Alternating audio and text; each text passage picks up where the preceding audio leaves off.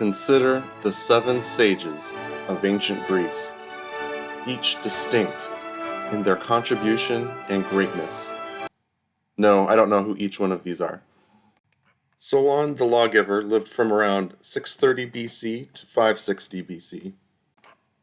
He started out as a merchant and quickly worked his way up to become a leader, an army general, a lawgiver, and eventually a legendary figure.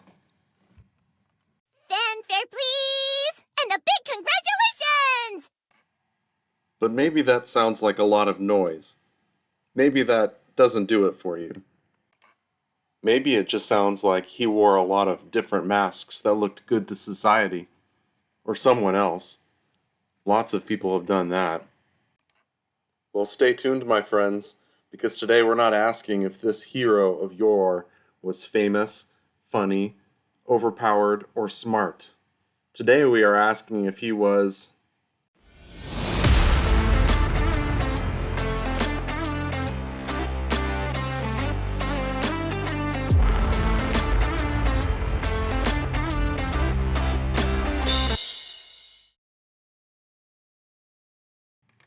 After many years of leading Athens, Solon was succeeded by Pisistratus, one of his former rivals.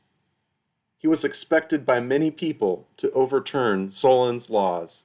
But not only were Solon's laws held in place during the reign of Pisistratus, they were kept for many years to come. One of the most peculiar of these laws was the law against neutrality. Solon decreed that in times of civil unrest or military conflict, a person who refused to take a side would be given the death penalty. Does that seem strange? Haven't we been taught by society that neutrality is good? Neutrality allows people to dip their toes into taking a side, sort of like a diet version of a choice, either by complaining, agitating, or harassing the state. Well, ending frivolous uprisings is all well and good, but what does this have to do with finding meaning during our short time on the earth? Isn't controlling a crowd very different from controlling yourself? Is there some kind of existential significance to this?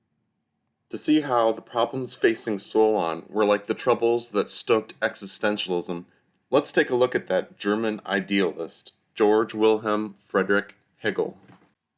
Hegel completed his first major work in 1806, and it wasn't long before some historians, and later philosophers, started to look at everything in terms of something Hegel called synthesis. Synthesis for Hegel is a kind of mushing and diluting different things together to create something that wasn't one thing or the other, kind of like the people in Solon's time who weren't decisively choosing anything. Let's take a look at Hegel's synthesis. On the one hand, you have one thing, and on the other hand, you have something else. And then there's this middle part, no man's land. Yeah. Suppose we were to put horses on one side and then put horns on the other. Voila, you've got yourself a unicorn, you sly dog. There's a little problem that this doesn't tell you much about what exists. But when has that stopped a philosopher from getting hired? But suppose we look at this more from the point of view of a single existing individual. Suppose you are faced with the question of buying or selling something. You could buy something and lose the item but gain the money, or you could not gain the money but keep the item. Or you could do something in the middle by keeping the thing and stealing the money. What kind of a pathetic answer was that? This is how Hegel's synthesis can come across indecisive as well as shady, or maybe making both into an entire branch of philosophy. His writings and theories were confusing and difficult to understand. Some people to this day question if he was even saying anything at all. Many people responded to Hegel, and one of them was a Danish guy named Søren Kierkegaard. 37 years after Hegel made it big, Kierkegaard responded to Hegelian synthesis, and oh boy, was he like... Wait till I get going! The book was called Either Or, and instead of speaking abstractly about history, the book spoke privately to the individual reader, telling each one of us to stop doing things halfway and to stop mushing things together. It was like Kierkegaard was holding up a big yellow sign telling whoever he could find that each of us should choose, and choose decisively. You can continue to hear guidance like this in psychology magazines to this day. Bet you didn't notice Solon was doing all of that back in 600 BC, did ya? I didn't think so. What does this have to do with being someone? The thing about life is that while you might hear some very bold speeches, or see some exciting movies, or read about major world events in the news, at the end of the day, you only have control over yourself. So while it might sound like both sides of an issue, or both sides of a question you face, have a really good way of presenting themselves, you're going to be the one who ends up making the call about which way to go, and you're the one that has to live with the consequences. Oftentimes, you can only go one way or the other.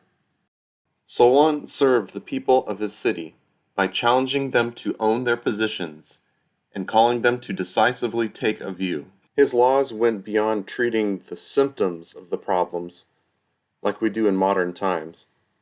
His laws addressed the heart of what the people were struggling with. It's the people who drift down the path of least resistance, who understand the least about who they are, and they are the farthest from taking a potential self and making it into something actual.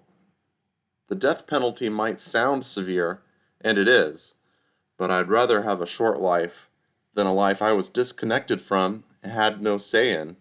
So how much of an existential hero was Solon? What tier am I going to put him on? Before I get to that question, I want to touch on a couple more aspects of his life. Solon is often remembered for saying this quote. While it may not be historical, I think it does reflect on the historical person he actually was. I could spend an entire episode unpacking this, but it sounds very similar to Kierkegaard's quote here. Solon listened to the crowds and their cries for justice, even when he didn't think what they were asking for was fair. This was sometimes true when it came to handling money.